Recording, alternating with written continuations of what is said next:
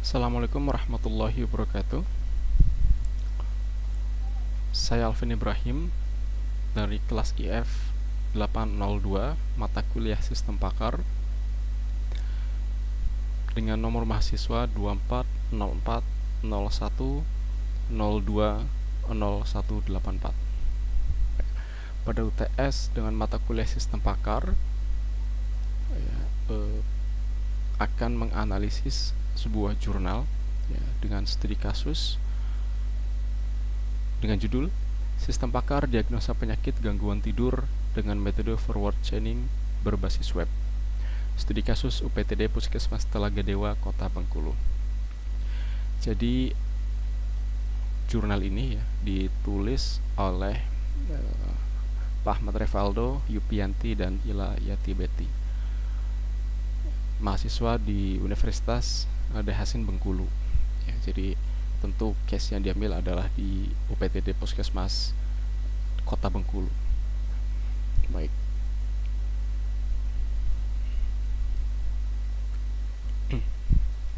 Nah, pada jurnal yang telah saya pelajari dan telah saya analisis ya, ada beberapa poin-poin yang memang bisa menjadi bahasan pada UTS kali ini.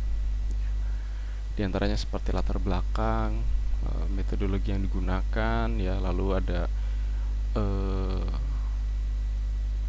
seperti materi-materi dari penelitian-penelitian terdahulu juga itu dipaparkan oleh penulis di sini. Nanti akan saya jelaskan lebih rinci. Baik, untuk latar belakang yang diambil oleh penulis ya, di sini karena judulnya merupakan sistem pakar diagnosa penyakit gangguan tidur dengan metode forward chaining berbasis web. Jadi membuat sebuah sistem pakar untuk mendiagnosa atau mendiagnosis penyakit gangguan tidur. Itu metode yang digunakan adalah forward chaining. Jadi tentu latar belakang yang hal yang melatar belakangi penulis untuk mengangkat judul ini ya, karena yang pertama salah satunya adalah tidur merupakan momen perbaikan sel tubuh yang rusak ya. Di sini penulis mengutip ya dari Prijoko Aksono ya, bahwa tidur merupakan proses yang amat diperlukan bagi manusia untuk terjadinya natural healing mechanism atau proses pembentukan sel-sel tubuh yang rusak. Juga memberi waktu untuk beristirahat ya. Karena tentu kita sebagai makhluk hidup memerlukan waktu istirahat gitu. Karena dengan istirahat itu kita mengembalikan energi gitu ya, menyeimbangkan metabolisme dan lain sebagainya, sehingga ketika setelah istirahat tubuh kita menjadi lebih fresh ya, lebih sehat dan lebih fit begitu. Lalu hal lain yang menjadi concern bagi penulis di sini adalah kurang tidur menyebabkan gangguan tidur ya. Spesifiknya adalah banyaknya atau mayoritas yang mengalami gangguan tidur di sini adalah remaja ya, karena mungkin ada hormon-hormon gitu ya yang menyebabkan pola tidur remaja menjadi tidak teratur gitu. Di sini dijelaskan juga bahwa adanya perbedaan pola tidur pada hari kerja dan hari libur atau akhir pekan. Jadi ada perbedaan pola antara weekend dan juga weekday gitu. Jadi itu tentu mempengaruhi kualitas tidur gitu ya, yang malah akan cenderung berkurang. Baik, dari sini juga penulis memberikan sebuah tinjauan pustaka gitu ya sebagai referensi gitu dari penelitian-penelitian terdahulu gitu ya. Salah satunya adalah dari Ignazio 2017, bahwa sistem pakar merupakan program komputer yang memperlihatkan derajat keahlian dalam memecahkan masalah di bidang tertentu sebanding dengan seorang pakar. Ya, untuk detail daftar pustaka nanti akan saya berikan pada akhir gitu ya.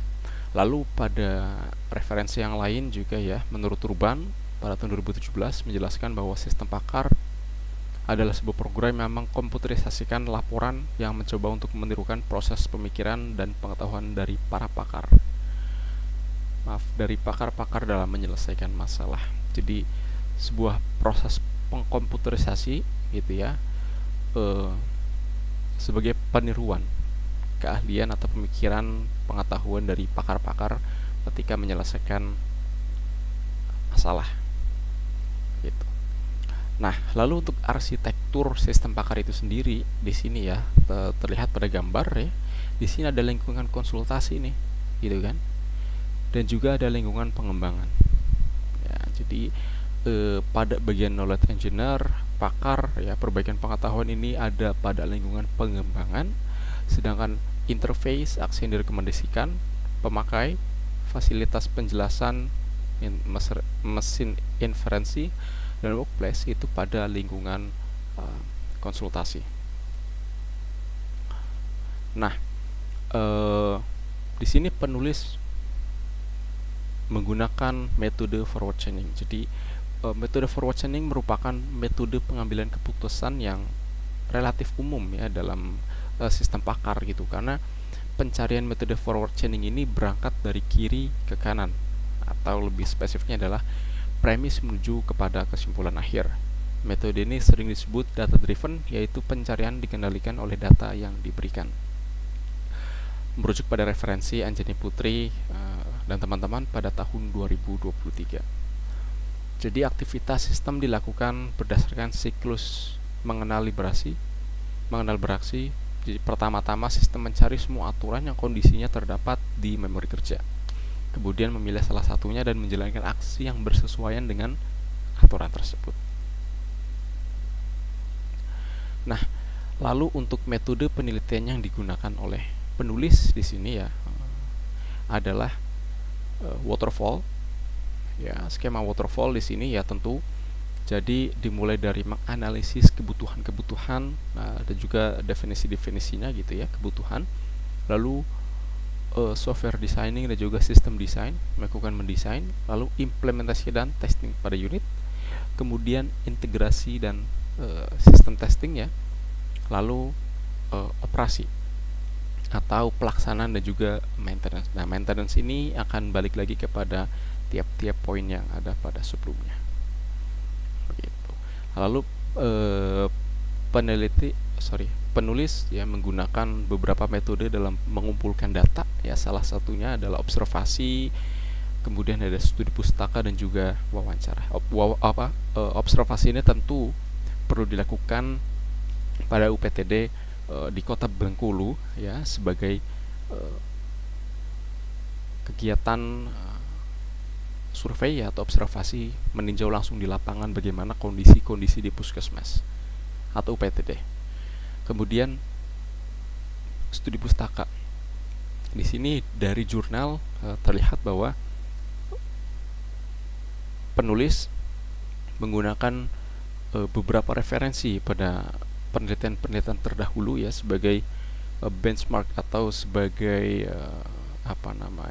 acuan gitu ya. Jadi banyak referensi dalam jurnal-jurnal lain gitu ya, memperkuat teori-teori yang digunakan di penelitian ini. Lalu ada juga wawancara ya.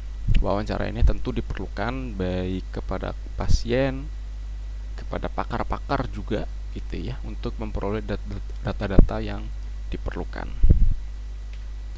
Nah, untuk data flow diagram dari sistem yang dibuat oleh penulis ya, di sini para pakar gitu ya memberikan data gejala, data penyakit, data solusi dan juga data rule kepada sistem pakar. Jadi sistem pakar menampung data-data yang diperoleh oleh pakar gitu. Lalu pengguna atau user gitu ya, mungkin case-nya adalah admin atau yang bertindak di UPTD gitu ya, menginput data gejala-gejala pasien lalu mendapatkan hasil diagnosa dari gejala-gejala yang diinput. Mungkin apabila gejalanya sesuai akan mendapatkan hasil-hasil diagnosa yang memang relevan dengan gejala yang diberikan. Adapun CDF di level 0 gitu ya. Di sini admin melakukan input username gitu kan, ada verifikasi data yang disimpan pada data store admin. Lalu ada juga input data untuk gejala, penyakit, solusi dan rule. Lalu di sini ada konsultasi ya, jadi hasil konsultasi ini akan di mereferensikan jadi pada rule ini ya. Kalau memang nanti ada rule atau aturan yang memang sudah ditetapkan, akan memunculkan hasil konsultasi gitu. Pasien ini melakukan registrasi gitu ya, dan lain sebagainya. Adapun untuk level 1 pada admin ya, pada level admin ini melakukan input gejala masuk kepada data store gejala, input penyakit pada data store penyakit, input solusi pada data store solusi, dan juga rule gitu. Nah, penulis melakukan pengujian ya, ada beberapa pengujian black box gitu ya. Di sini salah satunya adalah pengujian login. Jadi observasinya adalah data masukan yaitu username dan password terisi dengan benar. Yang diharapkan adalah menampilkan form admin gitu ya, karena setelah login menampilkan form admin gitu. Lalu pada pengamatan atau observasi menampilkan form utama admin. Jadi kesimpulannya diterima atau berhasil. Lalu data masukannya adalah apabila username atau password kosong atau salah satunya gitu ya, menampilkan password salah. Hasil pengamatan atau hasil observasi sesuai, data diterima. Adapun pengujian input gejala, data gejala ya, pengujian data-data input gitu. Jadi ada tombol tambah, itu form pengisian bisa berhasil, pengisian data gejala juga berhasil tersimpan di tabel, data gejala tersimpan, klik ubah juga dapat mengubah data, lalu klik hapus juga dapat menghapus data yang diinginkan atau yang diharapkan. Semua berhasil. Nah, lalu di sini ada form ya, yang diberikan oleh penulis ya. Jadi ini adalah form login, beranda login ya. Jadi apabila telah berhasil login, akan menampilkan tampilan dashboard di sini ya. Sebagaimana tadi pengujian di sini ya, setelah login menampilkan form utama admin. Ini form utama. Jadi nanti ketika mulai konsultasi mungkin ada beberapa pertanyaan atau statement nanti yang bisa diisi. Nah, di sini ada hasil konsultasinya. Ya.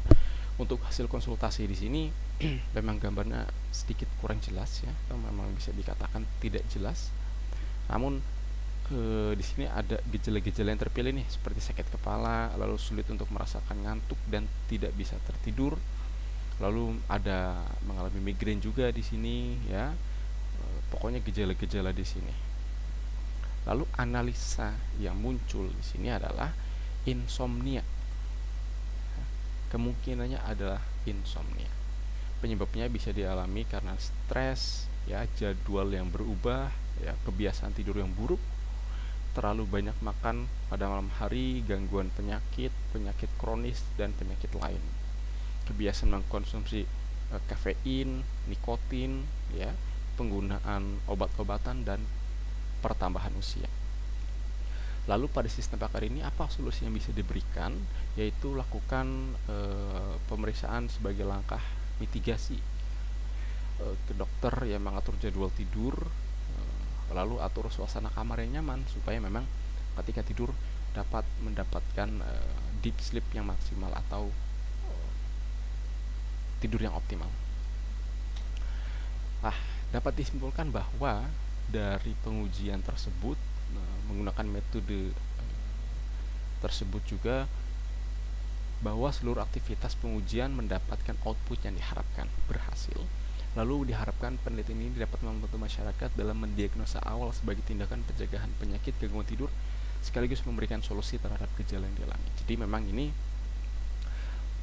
membantu masyarakat diharapkan gitu ya, untuk dapat mendiagnosa awal gejala-gejala yang dirasakan oleh pasien gitu. Jadi dengan gejala-gejala tersebut diharapkan bisa melakukan pencegahan atau mitigasi dari penyakit yang bertambah parah begitu.